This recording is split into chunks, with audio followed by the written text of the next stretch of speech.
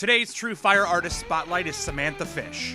Over the course of her career as an award-winning artist, singer, songwriter, and guitarist Samantha Fish has brought extraordinary power to her self-expression, capturing her inner world in combustible riffs, visceral rhythms, and spine-tingling vocal work. Today, we'd like to feature 3 free lessons from Samantha's debut TrueFire course, Wild Soul.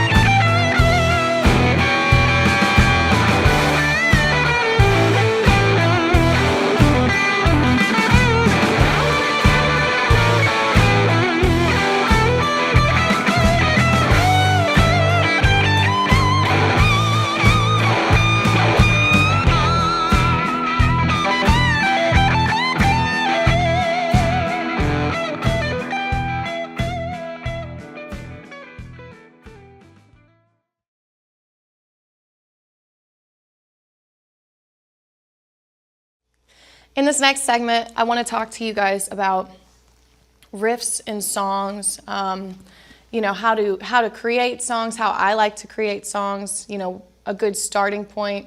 I kind of find that, you know, I come to songs all different kind of ways, honestly. I mean, sometimes you get pages and pages of lyrics that come to you, or, you know, you've been working on poetry. Sometimes it can start from a guitar riff and you try to build from that. Or chord structure. For me, I find that the most successful songs that I've written are the ones that just come the easiest is when I start with a melody or a hook. Because those are honestly, I think, the hardest thing to get in a song. How do you make a song catchy and memorable? Well, you know, it's the hook. You want that to get stuck in people's heads, and you know, melody, something they can sing along to. So when I create a song, sometimes I might have the vocal melody, sometimes it could be a guitar line that I just don't know how to place it yet, but you know, you can build chord structures around the melody. So for me, that's a great place to start, and you know, always having catchy lyrics are great, but the melody, I feel like that's the thing people are going to gravitate towards. You know, I think when I'm doing guitar solos around something like that, I like to play off of the melodic motif in the song. I can think of one off the top of my head. Dream Girl was something that I came up with the lyrical and melodic motif first. I'm going to show you a couple examples of where I started with a melody or built a melody out of, you know, into the song to create more drama and dynamic. One that comes to my head really easily and off the top is Dream Girl. I came up with that vocal melody and lyrical line first, and as we were building the song, you know, it just made sense that the guitar would repeat, you know, that it would also do the same melody, just to kind of reestablish and reaffirm that yes, this is the hook of the song. So, you know, the chorus was, if I could give up, if I could sing it in key, if I could give up a happy ever after, I'd be gone. So, da da da da da da da da da. So when I'm in the studio, I was like, how do I want to do that, just want to follow that. It's simple, but it's effective. So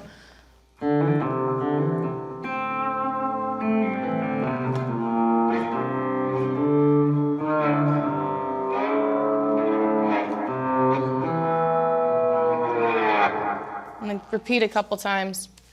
So simple, really simple, not very flashy, but effective. And it also, what that melody did for me later on, so in the studio we record the song and it doesn't really have the big flashy guitar solo at the end, but live, of course we stretch everything out. So it gave me a place to start building from. So, I'd kind of take these different methods of building up the chords that it's sitting on. So it's sitting on C, G minor, and D minor.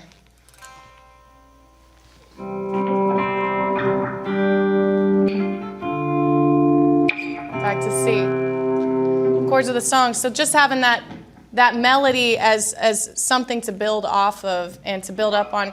What I like to do when I have a solo that's really melodic like that, you can build up the speed and intensity. You can play, that melody, build up to it and play it in a different octave or higher up on the neck. But it's all about the journey, starting with an idea, building upon it, and then coming back to the idea at the apex of the solo. And, I think because people generally, when you can anticipate the change, I know how I feel when I'm watching like somebody take a slow blues solo, for instance, and I know that they're going to go to this 4 just because I know the form and you can anticipate it, but they're going to do something, and so when they do it, just something happens in me where I'm like, yes, they delivered. They got to that moment and they delivered. So for me, it's like having that melodic moment and being able to come back to it is like, there's a payoff to it.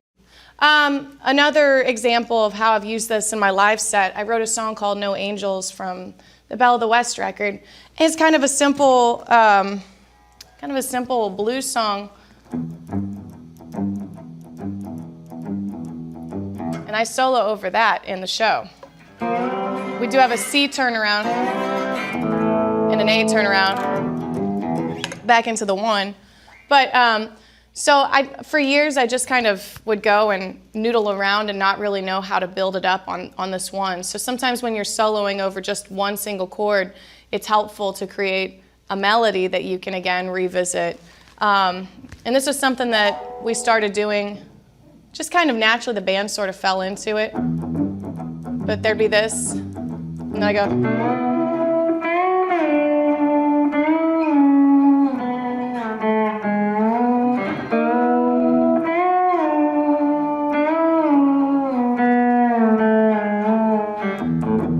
Right, simple idea, and then I'd go back into blues riffs and just kind of building between that, and then at the apex of the solo,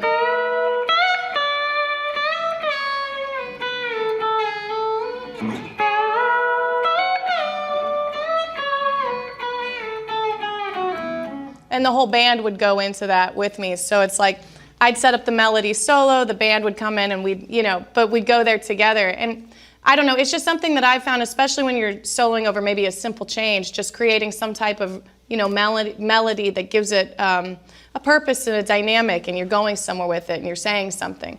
I find that to be really helpful when I'm building solos or when I'm creating solos for songs. So I do want to expand on how slide actually really helps me create vocal, quote vocal melodies, essentially. You're slowing down, you're focusing on single strings, double stops, but it forces you to, just kind of slow down and think really, really melodically. And also the slide's really cool because you can really mimic the nuance of a voice. Whereas, you can get that with like a string bend and finger picking, but there's just something so, I guess, gliss about the slide where you can just sort of glide into these notes that you could do vocally, and it sounds even more vocal to me, But that's actually really helped me a lot when I'm creating melodies for my singing, when I'm trying to find something to quote, because it just sounds very purposeful, especially when you're flipping back and forth between the finger picking style and slide. Like the last song I just played for you, No Angels, that's something I do, is I kind of slide back and forth between that purposeful melody and then blues licks to build up to the next time I'm going to play that again, hook line. So slide is incredibly helpful if you're creating melodies that you want to sing to. Something I've used as a tool for years.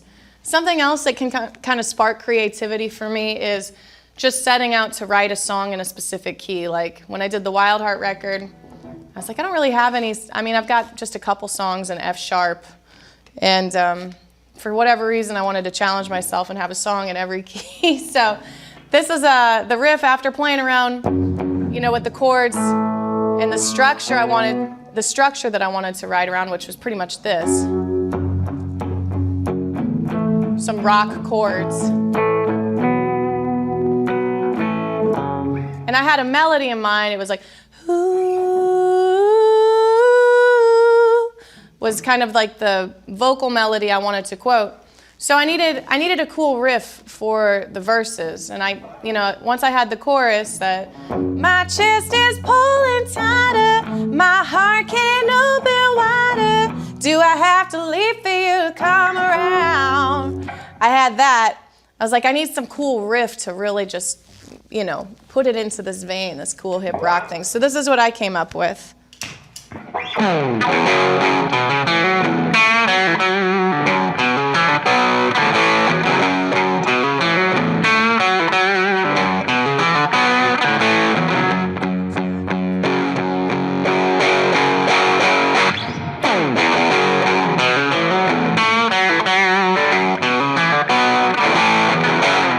that was something that I had this top melody in my mind and how I wanted to build the song, and then later decided, okay, I need to create a riff to really complement this. And that's kind of how I came up with it. And really, I just sat down and messed around. And that's, really the best way to come up with this stuff is just to sit around and play, All right, so another song that I started, purely on the riff. I had a chord structure, and I just wanted to build something really, really cool around that. It started in E, and I was like, I just want something that moves like. So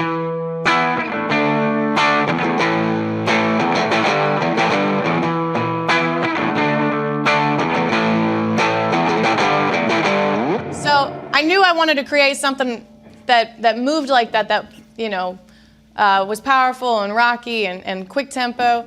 And so this was the riff that came up with to complement that, but it hangs on the one and then goes into that cool chord progression. It goes.